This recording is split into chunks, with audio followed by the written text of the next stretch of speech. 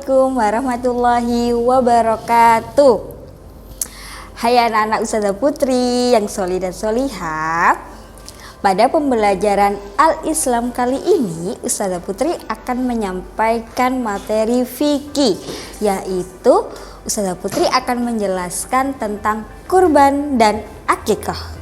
Nah, untuk kurban dan akikah ini pastinya kalian sudah pernah tahu dan pastinya kalian sudah pernah melakukannya, ya enggak? Ya kan?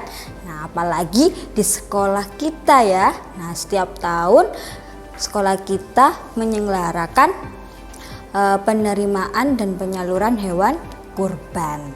Nah, oke, untuk lebih jelasnya nanti Ustazah jelaskan mengenai kurban dan akikah. Kalian perhatikan dengan baik-baik ya. Oke, yang pertama, dasar dari kurban. Nah, ini dalam surat Al-Kautsar ayat 1 sampai 2. Yang berbunyi, A'udzu billahi minasyaitonir rajim. Bismillahirrahmanirrahim. Inna a'tainakal kautsar fasholli li rabbika wanhar. Shadaqallahul azim. Yang artinya, sesungguhnya kami telah memberikan kepadamu nikmat yang banyak, maka dirikanlah sholat karena Rabbmu dan berkurbanlah. Nah, sudah jelas sekali ini perintahnya bahwa kita dianjurkan untuk berkurban. Nah, karena apa? Karena berkurban ini merupakan salah satu bentuk rasa syukur kita kepada Allah, karena Allah telah memberikan kita nikmat yang luar biasa. Oke, selanjutnya sekarang pengertian dari kurban. Nah, pengertian dari kurban ini ada dua ya. Yang pertama menurut bahasa. Nah, kata kurban itu berasal dari qaruba yaqrubu kurbanan, yang artinya mendekat atau pendekatan. Sedangkan yang kedua yaitu menurut istilah. Nah, kurban adalah melakukan ibadah penyembelihan binatang dalam rangka mendekatkan diri kepada Allah. Baik, mengenai kurban ini diambil dari kisah salah satu nabi dan rasul. Nah, siapakah itu? Ada yang tahu? Oke, betul sekali, yaitu kisah dari Nabi Ibrahim dan Nabi Ismail, yang mana telah dijelaskan dalam surat As-Saffat ayat 102 sampai 109 berikut ini. Selanjutnya mengenai kurban, yaitu hukum dari kurban itu sendiri apa sih? Nah, hukumnya adalah sunnah muakkad, yaitu sunnah yang dianjurkan. Nah, bagi kita yang mampu, yang mempunyai rezeki yang lebih baik, kita berkurban. Nah, selanjutnya mengenai ketentuan tentang kurban. Nah, ketentuan tentang kurban ini yang pertama binatang kurban. Binatang apa saja sih yang boleh kita kurbankan, yang diperbolehkan untuk dikurbankan? Nah, karena ini tidak semua binatang itu boleh dikurbankan, hanya binatang tertentu saja. Apa saja itu? Nah, di sini disebutkan ada 5 binatang ya yang boleh kita atau yang boleh dikurbankan. Apa saja? Yang pertama ada unta, yang kedua ada sapi, yang ketiga ada kerbau, yang keempat ada kambing, yang kelima ada domba. Nah, untuk untuk hewan itu sendiri itu ada syarat usianya. Nah, kapan binatang itu boleh untuk dikurbankan. Nah, syarat usianya yang pertama untuk unta. Nah, untuk unta ini syaratnya harus usia 5 tahun. Nah, sedangkan untuk sapi dan kerbau itu syaratnya harus usia 2 tahun. Nah, kemudian untuk kambing, untuk kambing syaratnya harus usia 1 tahun. Nah, kemudian untuk domba syaratnya harus 6 bulan. Nah, jadi batas usianya dari hewan itu, yang tadi saya sebutkan itu boleh untuk dikurbankan. Jadi kalau tadi apa saja, unta itu 5 tahun ya, berarti 5 tahun ke atas itu boleh.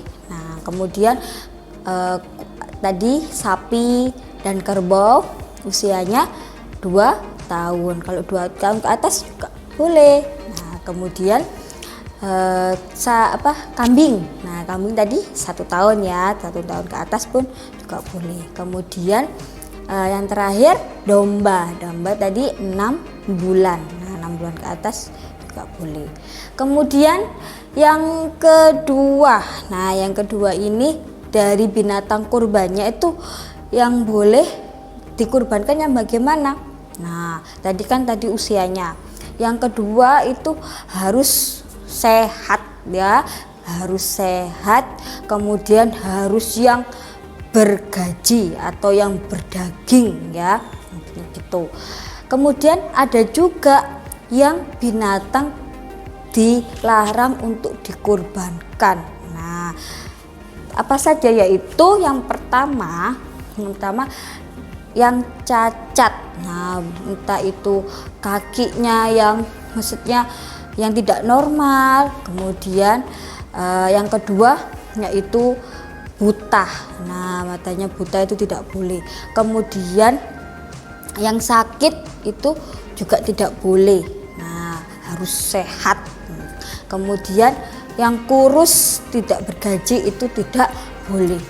Nah, kalau misalnya kurus kita sembelih, nanti tidak ada dong daging yang kita bagikan ke yang lainnya. Nah, tapi jadi harus yang gemuk gitu ya. Oke, tadi binatang yang tidak boleh dikurbankan tadi ada apa saja? Yang pertama ada yang dilarang untuk dikurbankan. Yang pertama tadi buta, kemudian sakit, terus cacat atau ini pincang ya, kakinya itu tidak boleh. Kemudian yang kurus dan tidak bergaji. Nah, itu ya. Selanjutnya mengenai ketentuan tentang kurban, yaitu waktu penyembelihan kurban. Nah, waktu penyembelihan kurban ini kapan ya? Nah, kita tahu bahwa kurban itu diabadikan oleh Allah pada hari raya Idul Adha. Nah, kapan sih hari raya Idul Adha itu? Nah, ada yang tahu? Nah, hari raya Idul Adha itu dilaksanakan pada tanggal 10 Zulhijjah.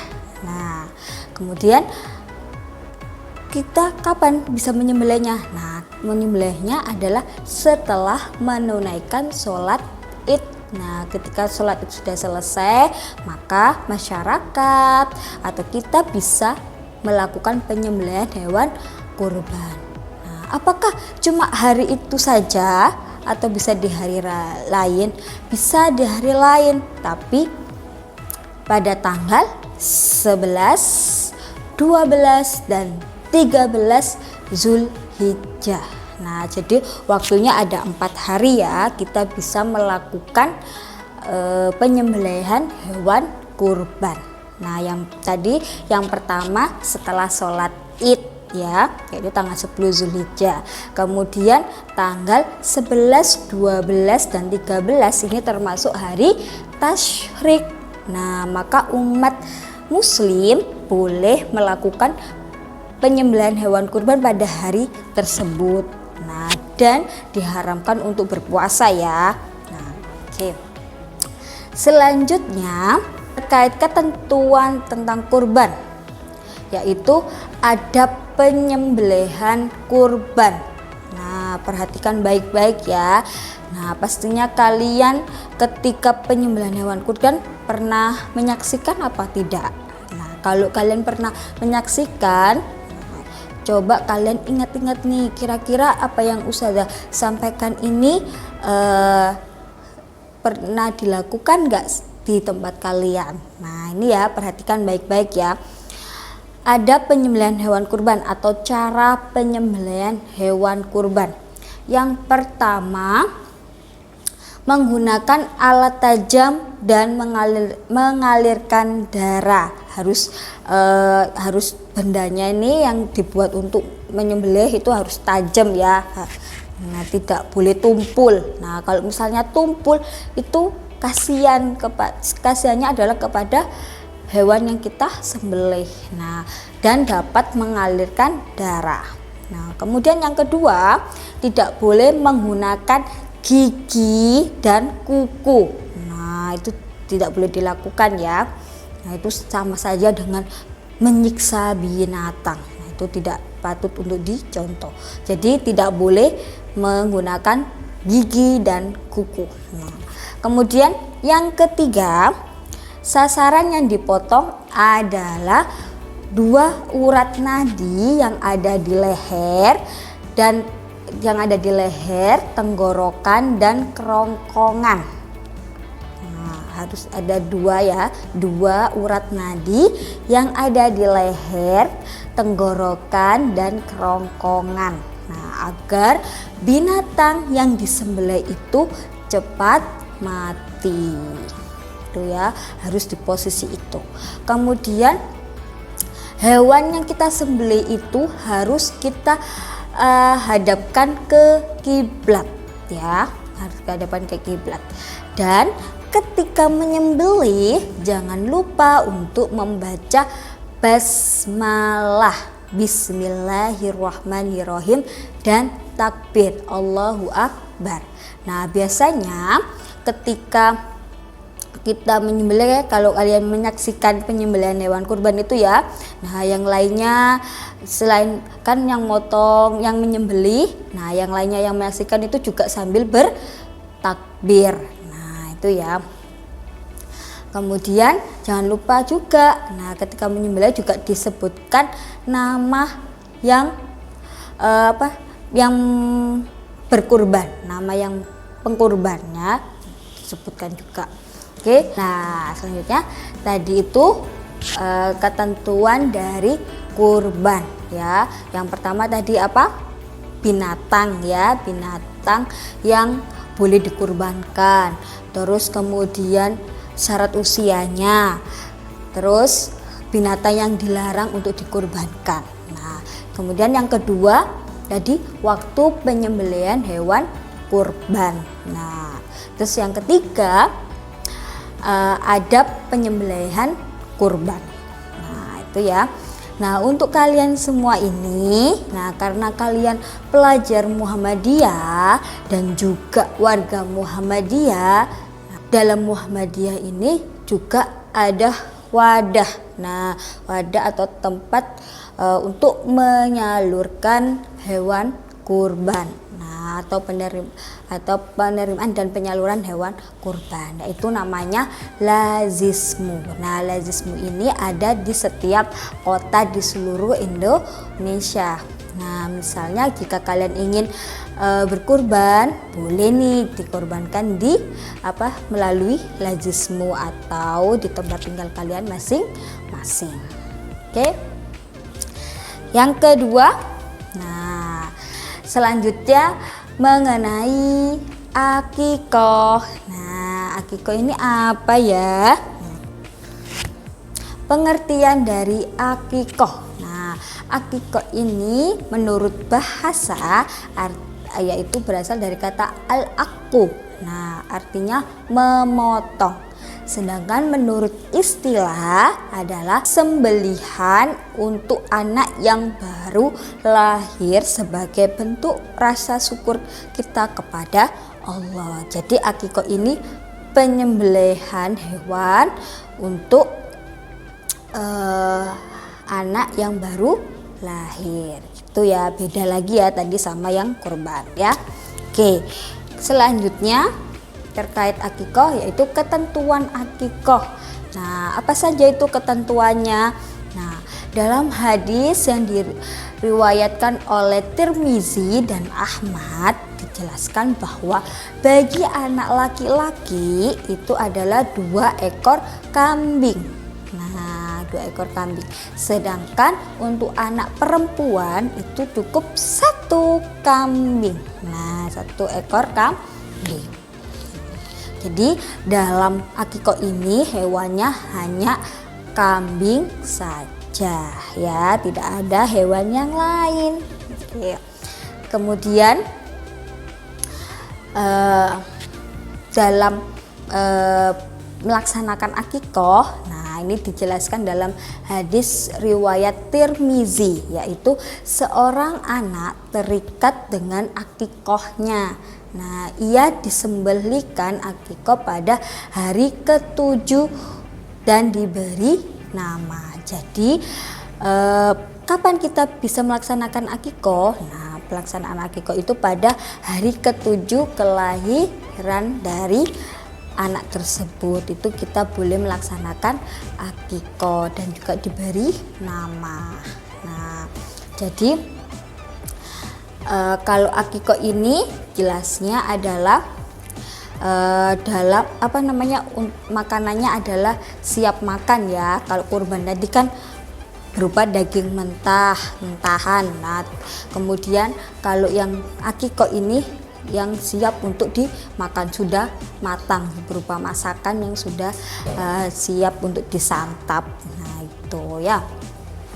Oke, kemudian selanjutnya mengenai hikmah berakikah. Nah, apa saja itu hikmah berakikah? Yang pertama, memperoleh ridha Allah. Nah, yang kedua, salah satu bentuk sedekah kepada fakir miskin, keluarga dan orang terdekat. Nah, yang ketiga merupakan sunnah Nabi Muhammad SAW yang sebaiknya diikuti oleh setiap umat Islam yang mampu. Nah, ini ya, untuk hukum dari akikah ini sama ya dengan yang kurban itu, yaitu hukumnya sunnah muakkad, yaitu sunnah yang dianjurkan. Nah, bagi kita yang mampu, nah untuk melaksanakan akikah, nah dipersilakan untuk melaksanakan akikah bagi yang mampu ya. Nah, itu karena sunnah, bukan suatu kewajiban tapi sunnah. Oke.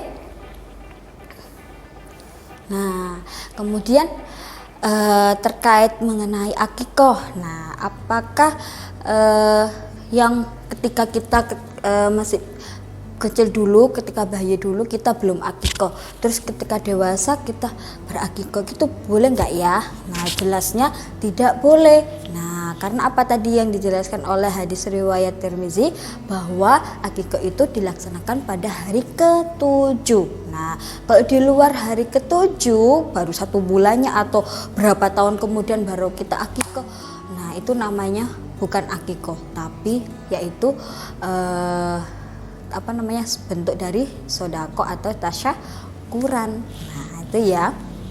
Nah, lebih baik jika memang kita waktu kecil belum berakikah, nanti kalau dewasa pengen akikah, lebih baik tidak melakukan akikah. Nah, tapi apa? Yaitu berkurban saja. Nah, itu ya. Oke, dari sini, nah tadi ya sama seperti dengan kurban. Nah, di lajismu, nah lajismu ini juga bisa melayani untuk berakikah. Nah, misalnya kita ingin berakikah, kita bisa melalui lazismu. Nanti di lazismu juga nanti dijelaskan bagaimana kita melakukan akikohnya. Nah, itu. Oke, dari sini kira-kira sama nggak ya antara kurban dan akikoh? Nah, beda ya. Nah, tadi apa saja sih perbedaannya antara kurban dan akikoh itu? Nah, yang pertama adalah niatnya. Kalau kita niat untuk berkurban, ya niatnya berkurban. Kalau niatnya kita akikoh, itu akikoh. Jadi niat kurban sama niat akikoh tidak boleh digabungkan seperti tadi kasusnya. Bila waktu kecil kita belum akikoh, kemudian ketika dewasa, ketika dewasa kemudian kita ingin berkurban sekaligus berakikoh, itu tidak boleh. Kemudian yang kedua yaitu waktu pelaksanaannya pun juga berbeda. Nah, kalau kurban tadi kapan? Nah, kurban itu hanya dilaksanakan 1 tahun sekali ya, yaitu pada hari raya Idul Adha, yaitu tadi tanggal 10 ya kan. Kemudian penyembelihannya tanggal bisa 10, 11, 12 dan 13. Nah, itu ya sudah. Kemudian kalau akikoh tadi hari ke-7 kelahiran seorang anak. Nah, itu ya. Oke. Kemudian apalagi perbedaannya? Nah, yang ketiga ya. Nah, ketiga ini perbedaannya yaitu terkait hewannya. Nah, kalau kurban tadi banyak ya hewannya, ada 5 macam ya. Ada unta, sapi, kerbau, kemudian kambing, domba. Sedangkan untuk akikoh itu cukup ekor kambing saja. Nah, itu. Nah, ketentuan hewannya pun juga berbeda ya. Nah, terus apalagi? Nah, selanjutnya adalah kalau kurban. Nah, kalau kurban itu adalah berupa yang mentah ya, daging mentah. Nah, yang dibagikan kepada pengkurban dan juga warga yang ada di sekitarnya ya kan. Kemudian sedangkan tadi untuk akikoh.